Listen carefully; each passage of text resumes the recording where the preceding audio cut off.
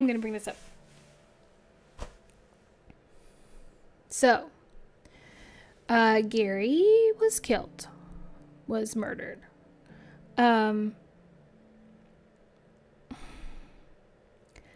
I've always been interested in true crime. Like, always. I've always been interested in, like, cults and crime shows and all of that stuff. Up until pretty recently. I would say up until I started getting more into the death positive movement, which, as a reminder, death positive.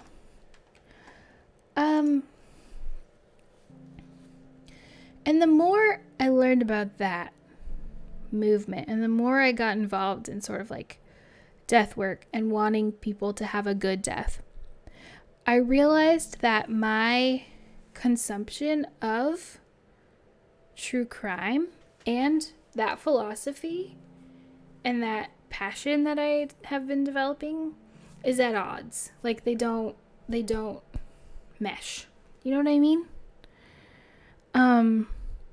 So I don't listen to true crime anymore, and I don't really watch true crime anymore unless it's like financial crime, political intrigue, cults, that sort of thing. I stay away from murder true crime.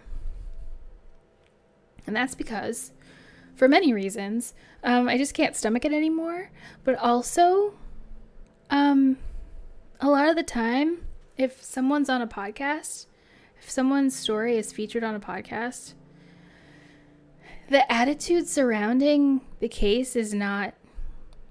I've noticed that in some cases, it's not as respectful as it could be. And also, there have been cases where the family of the person who died, who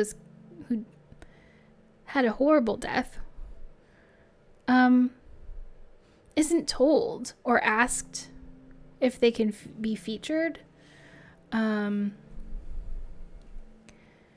So again, you know, if you've been in my streams a lot on Mortal Mondays and you've been thinking about death and you've been thinking about your relationship with death and dying, if you listen to true crime, just it's something to think about. I will share...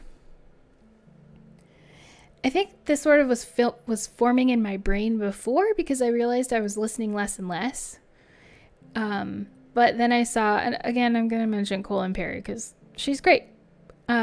She had a post about this because she's in a unique position where she is a death worker, but she also had a family member who was murdered.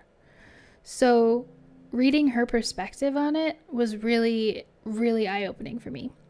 So I will post that in the Discord after stream if you would like to read more about that.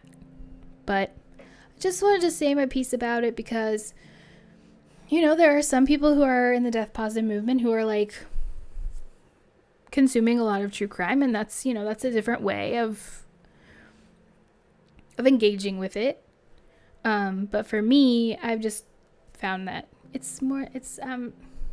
I'm separate from that now. So, and I'm not judging. If you listen to true crime, you watch true crime, I get it. I watched it for years.